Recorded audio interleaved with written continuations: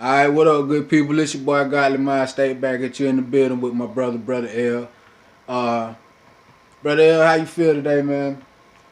Alright. So basically, we just gonna get straight into this subject, man, or this topic that you speaking on today, brother L. Stop blaming the white man. Yeah, we do that a lot. I personally do it a lot. Yeah. I recall it being brought to my attention. Yeah, And how you got people that come at you about, blaming the white man or what the white man is guilty of inflicting on us. right. See, but here in 2018, we gotta acknowledge of what we've been inflicting on one another. We do a lot. Hell of a lot. The question is, why do we blame the white man? And I'm not a psychology major or anything like that, but I do know, just observing children and observing adults with the minds of children, we have some type of complex where we don't like to accept responsibility. Is Johnny did it, or Timmy did it, or it's fear of consequence. Right. See, and there are no rights without responsibility, and true love requires duty. And I say those two things to say this. And blaming the white man is in some way an scapegoat. After so many years of saying and psychologically, subconsciously embedding it into the heads and embedding it into the children's head that I'm in this condition because someone's put me in this position. Right. And for no one in the arm's length or eyesight to be doing anything to change the condition of which I'm in my community, what I can see, it's hard to get off that path. It's a word I'm searching for, and I hate to find myself searching for words. I've been reading a different kind of books lately on Dianetics, but the word I'm looking for is, I'm gonna say degrading. But it's deeper, more than degrading. Yeah, it's a word that I'm searching for. It's likened to degrading, but it's not degrading. But that's the word I'm gonna use. What we call culture is, in many ways, it doesn't denote or perpetuate a stimulant of life. You know what I'm saying? Like it doesn't produce life. Like when you grow an apple, the apple grows with seeds, and to put more seeds in the ground to produce more apples. We put inside our children, which were like apples, the seeds that come up out of them, what we teach them in the home and what they go out in the world and do. Nothing about that. You don't see anything that say these are prosperous people. These, you know what I'm saying? You don't Right. see that when you look at it. Right. And this is nothing that the white man is doing. The white man has built him a world. He's established him a world, and it's no longer a blame game thing. He built his world. The world built.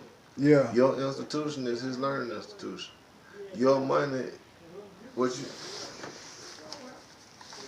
Who face on that? Who face on the? Who face on the dollar bill? White man. You pull a dollar out with one of your face on and go in anyone in America, see what you get for it. Get laughed at. You got you got more. Probably get the police call on you. Guaranteed. Guaranteed. That's counterfeit. Mm. It's BS. And that's what it is. And I'm saying that to say this. You can't blame a man for finding a wild stallion or a wild male in the field and capturing the wild, strong stallion or male and taming it and putting it to work. You see what I'm saying? How can you blame him? How can you blame him? It's the duty of civilized people to civilize the uncivilized. There's a saying in I'm not gonna say a shrine, but I'm gonna say an old white shriner taught it to me. He said, when it comes to black people, he said, don't worry about them because they don't read, can't read. And the ones that can, won't. And the ones that will, won't tell you. Hmm. So they'll never get ahead. Never get ahead. They say this in the shrine, the white folks. And you know what I'm saying? Well, the old white shrine, like I said, the old white, I don't know what they say in there. But the old white shrine said it. And that stuck with me, man. Just think What about did it it. say again? Just so When it anybody comes- missed it. What was put in books. The knowledge is put in books. You know what I'm saying? Like this right here book, this book right here is called The Whole Truth. There's stuff about UCC, Uniform Commercial Codes and whatnot. Things you should know about how to operate in the means of within the bounds of the United States. But it's in like a somewhat fictional book. But the name of the book is called The Whole Truth. Yeah. And there's so much truth in the book. Yeah. And the saying goes, don't worry about them because they don't read or can't read. And the ones that will, won't. Right. No, the ones that can, won't. And the ones that will never tell the ones that can't. Or teach the ones that can't. You see what I'm saying? Right. And that's such a true saying. Like, 'cause we don't read, bro. Period. And it's not the white man's fault that we no longer read. It's our fault that we don't institute reading in the home. Right. Cut the TV off. Right.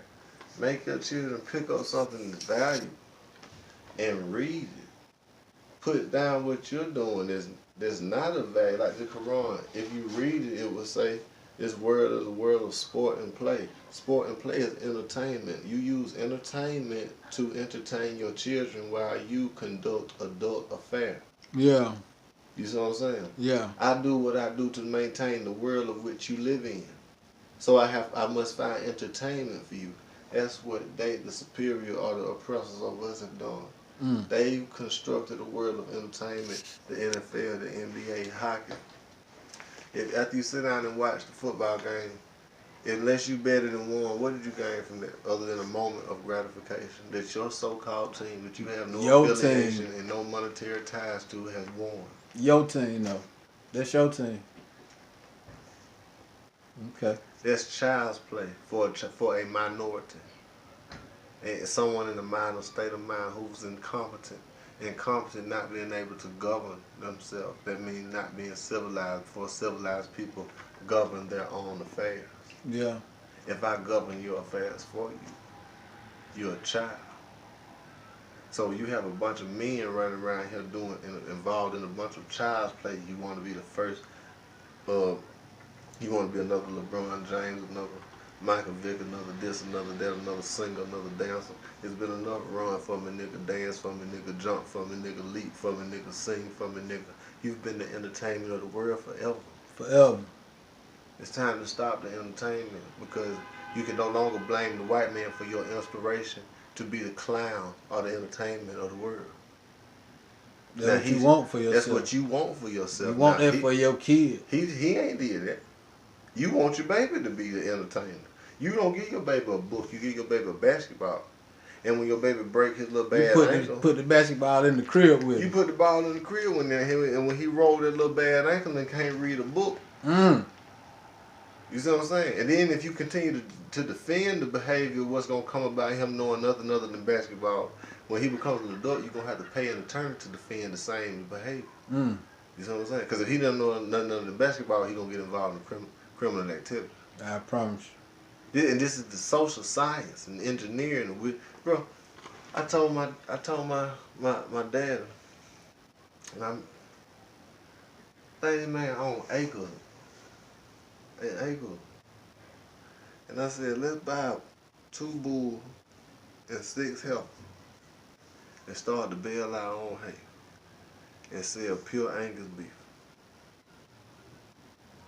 They sell beef, Angus bull sperm for about $3,000 in ejaculation. $3,000. They said the beef is top dollar. The highest paid for a bull, $1.4 or $1.78 million, because he was a big bull. This year somebody paid for one that was $750,000, and all they do is breed big bulls. We own acreage. Why the fuck are you working for anybody? You can't blame a white man for a black man having the mind state of a slave. Right.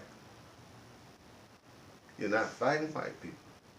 You're fighting black people with the mindset of white people.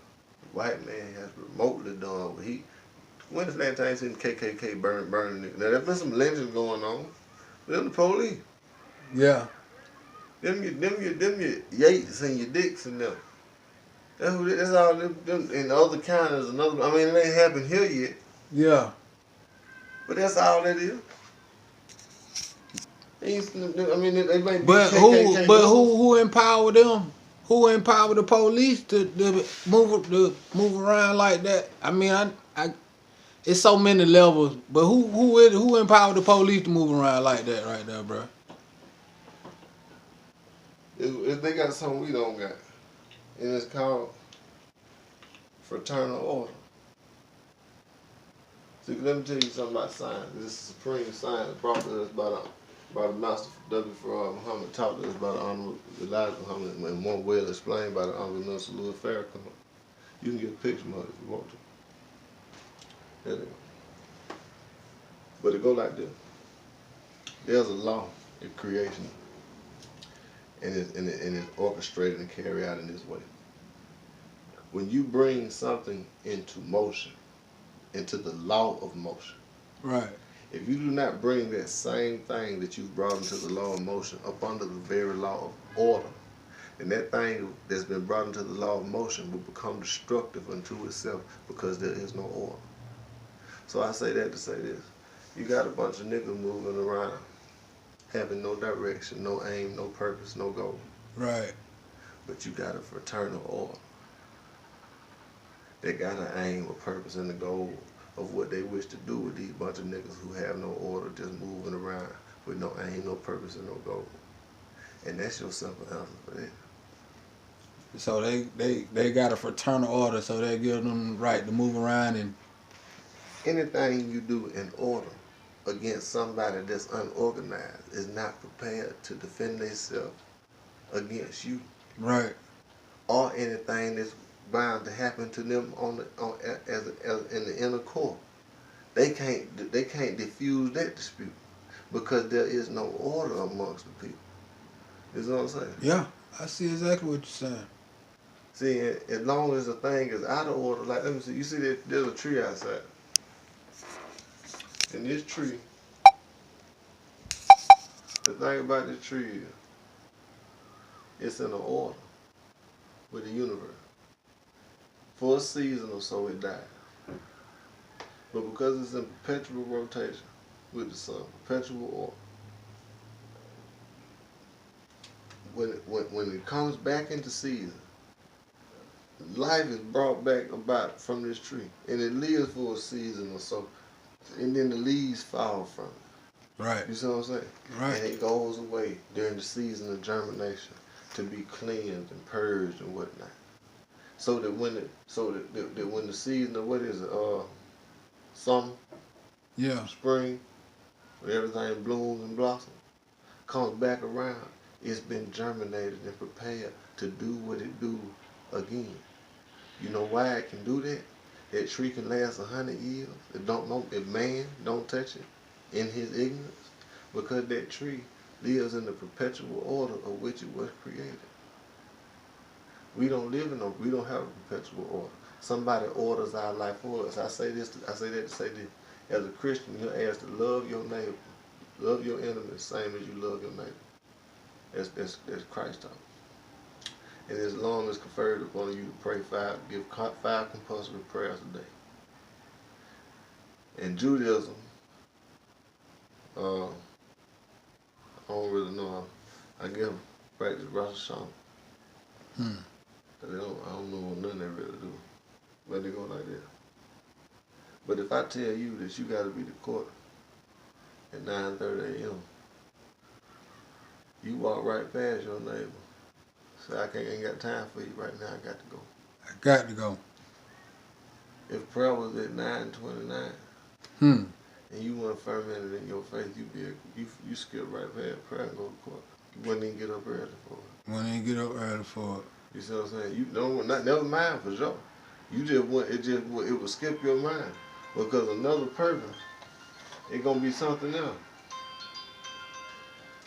You got something else that you served, that you put in made a God amongst a God above your God. And I'm gonna say that to get into something deep. Well, alright.